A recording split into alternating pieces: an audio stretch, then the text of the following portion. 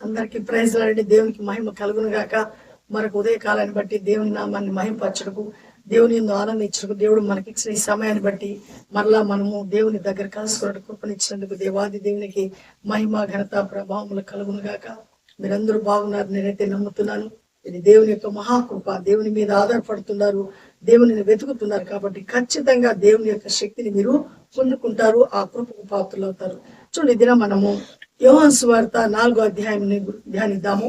ఈ 4వ అధ్యాయంలో మొదటి నుంచి కొన్ని మాటలు కానీ మనం ధ్యానిస్తే, అక్కడ యూదయ నుంచి ప్రభు అయిన యేసుక్రీస్తు గలిలయ నుంచి ఎక్కడికి వెళ్తున్నారంటే సమరయ అనేటువంటి ప్రదేశంలో, సమరయ మీదుగా ఆయన గలిలయ ప్రదేశానికి వెళ్ళవలసిన పరిస్థితి ఉంది.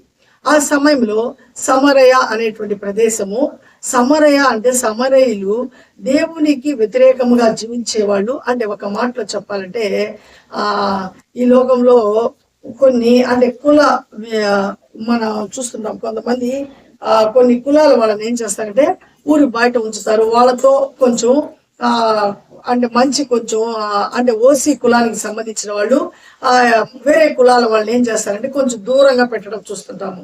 ఆ రోజుల్లో అంటే మొదటి నుంచి ఇది ఈ యొక్క రోగము లోకంలో ఉంది కాబట్టి ఇలా అలాగే ఇప్పటికి కూడా కొనసాగుతుంది. అయితే ఆ దినము సమరయ అనేటువంటి ప్రాంతము కొంతమంది అంటే అన్యులు ఇష్టరాజ్యంగా జీవించేటువంటి వ్యక్తులు, అంటే భయము భక్తి లేనటువంటి వ్యక్తులు, అలాంటి సమరయ అనేటువంటి ప్రాంతం నుంచి వాళ్ళు వేరే ప్రాంతానికి వెళ్ళాల.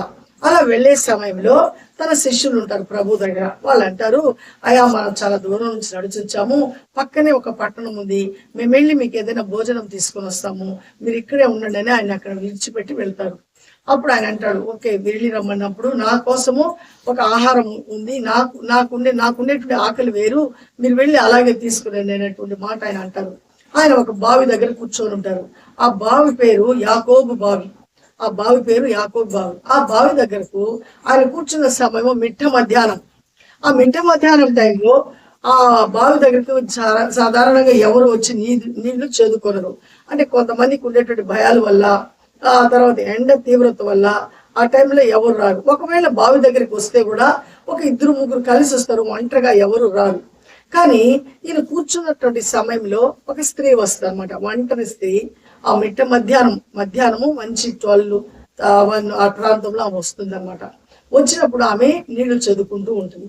నీళ్లు చదువుకునే సమయంలో ఆయన అడుగుతాడు, ఆమె చూసి ప్రభు అయిన యేసుక్రీస్తు, అమ్మ నాకు కూడా కొంచెం దాహానికి నీళ్లు చేదిపోయమ్మా అంటాను. అప్పుడు ఆమె, అయ్యా నువ్వు చూస్తే యూదుడుగా ఉంటున్నావు, మేము చూస్తే సమరయము, మమ్మల్ని మీరు టచ్ చేయరు కదా, ఇదిగో మేము చేతికి వస్తే మీరు తాగకూడదు నీళ్లు, కాబట్టి మీకు అనేటువంటి మాట ఆమంటది. అప్పుడు ఆయన అంటాడు, అమ్మా నేను ఇచ్చేటువంటి నీళ్లుగా నువ్వు తాగేమంటే నేను ఎప్పటికీ దాహం ఉండదమ్మా అని అంటాడు. అమ్మ అది దేవుని యొక్క కార్యము కాబట్టి నువ్వు వాటర్ నేను తాగుతానంటాడు. అప్పుడు ఆమె ఇవన్నీ ఆయనతో మాట్లాడుతూ వస్తుంది. అయితే ఆమె అంటది, ఒక కాలం రాబోతుందమ్మా, ఈ టైంలో అక్కడ యూదులు సమరయులు అనేటువంటి ఒక తేడా అనేది, భేదం అనేది ఉండదు. ఒక టైంలో అందరూ ఆయన ఆరాధించేవారు ఆత్మతో సత్యముతో ఆరాధించేటువంటి సమయం రాబోతుంది అనే మాట అంటది. అవునయ్యా, మేమందరం అయితే ఇక్కడికి వెళ్ళి ఇక యెరూషలేము దగ్గర ఉండేటువంటి కొండ దగ్గరికి వెళ్ళి మేము ఆరాధిస్తున్నాము, మేము మీ దగ్గరికి మేము రాలేము కదా అన్నప్పుడు, లేదు ఇంకా అలాంటి వివక్షత అనేది ఉండదమ్మా, ఖచ్చితంగా ఒక రోజు రాబోతుంది, ఆ వచ్చేటువంటి సమయంలో మనం అందరూ కలిసి దేవుని మనం ఆరాధించేటువంటి స్థితి రాబోతుంది అనే మాటను అక్కడ ఆయన అంటాడు. అన్న తర్వాత అప్పుడు ఆమె దాహానికి నీళ్ళు ఇమ్మన్నప్పుడు మేము టచ్ చేయకూడదు కదా అంటది. అప్పుడు ఆయన అంటాడు, నేను ఇచ్చే నీళ్లు తాగితే నీకు ఎప్పటికీ దాహం కలగదు కదా అంటాడు. అదేదో ఇచ్చేసేయా, ఇంత దూరం వచ్చి నేను దాదాపు ఒక 2-3 కిలోమీటర్స్ దూరం నుంచి వచ్చి తీసుకెళ్తున్నాను, నేను నీకు ఇక్కడికి రాకుండా ఆ నీళ్ళు ఇచ్చేసావంటే నేను తాగేస్తానా అంటుంది. అప్పుడు ఆయన అంటాడు, తప్పకుండా ఇస్తాను, ముందు వెళ్ళి నువ్వు నీ పెనిపెట్టిని తీసుకురమ్మంటారు ప్రభు అయిన యేసుక్రీస్తు, అంటే తన భర్తను తీసుకురమ్మంటారు. అప్పుడు ఆమంటది, అయ్యా నాకు భర్త లేడు కదా అంటాడు. అవును, నువ్వు చెప్పింది నిజమేను, నీకు భర్త లేడు, నువ్వు ఇప్పటి వరకు 5 మంది భర్తలను పెనిమిట్లు కలిగి ఉండావు, ఇప్పుడు ఉండేవాడు కూడా నీ భర్త కాడు అన్నప్పుడు ఆమె నిజాన్ని ఒప్పుకుంటది. అంటే ఆమె ఎలా ఉంటుందంటే దేవుడికి వ్యతిరేకమైన జీవితం జీవిస్తూ అనేక పురుషులతో ఆమె జీవితాన్ని గడుపుతున్నటువంటి పరిస్థితిని అక్కడ తెలియబడుతుంది. కాబట్టి ఆమె వెంటనే ఏం చేస్తుందంటే ఆమె ఆమె చేదుకున్నటువంటి ఆ యొక్క బకెట్ ను ఆమె తీసుకొచ్చినటువంటి ఆ నీళ్ల కడవను అక్కడే పెట్టేసి ఊర్లోకి పరిగెత్తుకుని వెళ్తుంది. వెళ్ళి ఊరు వారందరికీ చెప్తుంది. అక్కడ అమ్మ నేను చేసినవన్నీ, నేను ఏవే పాపాలు చేసినవన్నీ చెప్పేసి దానికి ఒక ఆయన అక్కడికి వచ్చిన్నాడు, రండి మీరు కూడా అనేటువంటి మాట ఆమె అంటుందన్నమాట. అప్పుడు అందరూ అక్కడికి వచ్చినప్పుడు అందరికి ప్రభు అయిన యేసుక్రీస్తు దేవుని రాజ్యాన్ని గురించి అక్కడ ప్రకటిస్తారు. కాబట్టి ఇక్కడ మనం గమనించుకోవాల్సిన విషయం ఏంటంటే సమరయ స్త్రీ ఆమెలో ఉండేటువంటి ఆ యొక్క అపవిత్రతను ఒప్పుకుంటుంది. నువ్వు నీ నీ భర్తను తీసుకురా అంటే ఉండేవాడిని తీసుకొచ్చేవచ్చు. ఆమె అంటుంది, అయ్యా లేడయ్యా, నాకు భర్త లేడయ్యా, నాకు భర్త లేడు అంటే. అవును, నీకు ఇప్పుడు భర్త లేడు, ఇంతకు ముందు కూడా నీకు 5 మంది పేమెంట్లు ఉన్నారు, వాళ్ళు నీ భర్తలు కారు కదా అంటే. అవునయ్యా అంటే ఆమె పాపంలో జీవించేటువంటి స్త్రీ. ఆ దినం నుంచి ఆమెకు పవిత్రాలుగా మారిపోయి దేవునికి మహిమార్థకరంగా జీవించడం ఆమె నేర్చుకుంటుంది. దేవుని పాదాల దగ్గరకు వచ్చేస్తుంది. ఆమెతో పాటు ఊరు వారిలో కూడా ఉండేటువంటి ఆ పాపాలన్నిటి నుంచి విడుదల పొందేదానికి ఆమె ఒక నాంది పలుకుతుంది. కాబట్టి అందరినీ ప్రభువు దగ్గరకు తీసుకుని వస్తుంది. ప్రభు వారు చేసిన పాపాలు చెప్పినప్పుడు వాళ్ళందరూ మారు మనసు అక్కడ పొందుతున్నట్లు లేఖనం చెప్తుంది. కాబట్టి మనం ఈరోజు దేవునికి ఇష్టమైనటువంటి జీవితాన్ని మనం కలిగి ఉండాలి. మనం ఏ పరిస్థితుల్లో ఉన్నప్పటికీ కూడా చిచి నువ్వు ఇలాంటి పరిస్థితిలో ఉన్నావు, నువ్వు నా దగ్గరికి రాకూడదు అని అనటం లేదైనా ఆ పరిస్థితిని గమనించి ఆ పరిస్థితిలో నుంచి నేను విడిపించి మరలా దేవునికి బిడ్డగా దేవునికి ఇష్టరాలుగా నువ్వు నేను జీవించాలని ఆయన మన కొరకు ఎన్నో ప్రయత్నాలు చేశారు, ఎంతో ప్రేమను చూపించారు. అంతే దేవుడు లోకమును ఎంతో ప్రేమించారు. కాబట్టి ప్రభు అయిన యేసుక్రీస్తు ప్రతి ఒక్కరి దగ్గరకు వచ్చారు. ఆ పుట్టుకతో ఆ గుడ్డులు కళ్ళు లేని వాళ్ళ దగ్గరకు వచ్చారు, పక్షవాతం ఉండే వాళ్ళ దగ్గరకు వచ్చారు, ఆ పాపముల చేత నింపబడిన వారి దగ్గరికి వచ్చారు, సుంకర దగ్గరకు వచ్చారు. అంటే లోకంలో ఉండేటువంటి వాళ్ళందరూ పాపులే. కాబట్టి ఆయన అంటాడు, వైద్యుడు ఎవరికంట రోగికే వైద్యుడు కానీ మంచోడికి వైద్యుడు అవసరం లేదు. అందుకే పాపము చేసుకున్న వాడికే ఎవరు కావాలా? పాపాలను క్షమించేటువంటి రక్షకుడు కావాలా? పాపం లేని వాడికి నీతిమంతుడికి రక్షకుడే అవసరం లేదు. కాబట్టి లోకమంతా పాపంతో నింపబడింది కాబట్టి లోక రక్షకుడు అనేటువంటి పేరు ఆయనకి ఇవ్వబడుతుంది. అంటే లోకంలో ఉండేటువంటి ప్రతి పాపిని ఆయన క్షమించుటకు దేవుడు ఆయన దగ్గర ఆ కృపను ఉంచి ఉన్నాడు. అది ఎవరైతే విశ్వసిస్తారో, ఆయన ఎందు ఎవరైతే నమ్మిక ఉంచి ఆ సమరయ స్త్రీ లాంటి మనస్సును కలిగి ఆయన యొక్క పాపాలు ఒప్పుకొని విడిచిపెట్టి సత్యాన్ని గ్రహించి, ఏమయ్యా నువ్వు నా గురించి ఇలా చెప్తున్నావి, ఈ మనలాంటి వాళ్ళు ఇక్కడ ఉండే వాళ్ళు అయితే ఏం చేస్తారంటే ఆయన అన్నాడని ఇంకా కోపం వచ్చి రెచ్చిపోయి, నువ్వు చూసావా, ఎట్ట చూసావు, సాక్ష్యాలు చెప్పని ఆయనతో రచ్చ చేసేవాడు. కానీ ఆమె ఏమంటుందంటే ఆమెలో ఉండేటువంటి పాపాన్ని ఒప్పుకుంటుంది, విడిచిపెడుతుంది.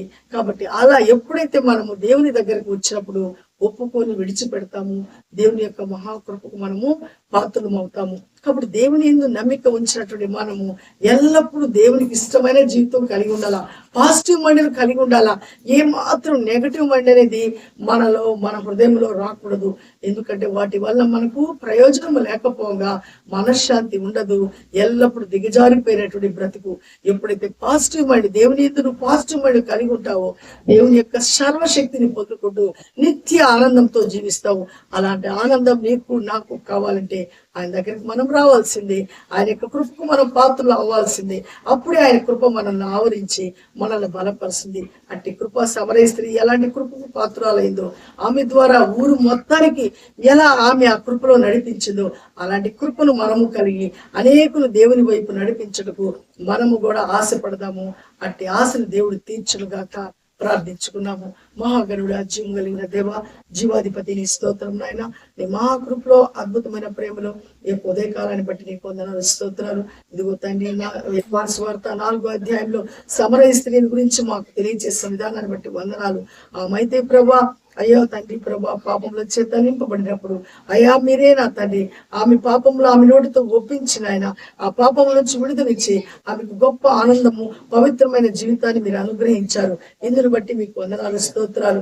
ఆమెను బలపరిచిన విధానాన్ని బట్టి ఆమె ద్వారా ఆ ఊరు సమరయలో ఉండేటువంటి ఆ ప్రాంతంలో ఉండేటువంటి వారందరూ నీ వైపు తిరుగుడుకున్నాయన ఆమె ఎంతగానో మీ కొరకు వాడబడింది ప్రభా. అట్టి కృప వింటుండేటువంటి బిడ్డలు ప్రభా, వీడియో చూసిన ప్రతి ఒక్కరికి ఆ కృపనిచ్చి ప్రతి ఒక్కరు మేమందరం నీ మీద ఆధారపడి మీ యందు ఆనందిస్తూ గొప్ప ఆనందానికి పాత్రలైనటువంటి స్థితిని అనుగ్రహించి ఆస్వాదించమని, ఇదిగో నాయన మీ చిత్తమైతే మరలా మేము కలుసుకునే పర్యంతరము మీ కాపుదల భద్రత మీ క్షేమం అందరితో ఉంచమని, ప్రతి ఒక్కరి కుటుంబానికి ఏ అవసరం ఉందో అది తీర్చి మీరే మహింపరచబడమని యేసయ్య పరిశుద్ధ నామములో అడిగి బ్రతిమాలు వేడుకుంటున్నాం పరమ తండ్రి. ఆమేన్, ఆమేన్. అందరికీ ప్రైజ్ లాడండి. దేవుడు మనకు తోడే ఉండును గాక. షేర్ చేయండి, లైక్ చేయండి, సబ్స్క్రైబ్ చేయండి. అనేకులకు మన దేవుని యొక్క రాజ్యం కట్టుటకు మన ఛానల్ తెలియచేయండి. అందరం పురిగొల్పబడదాము.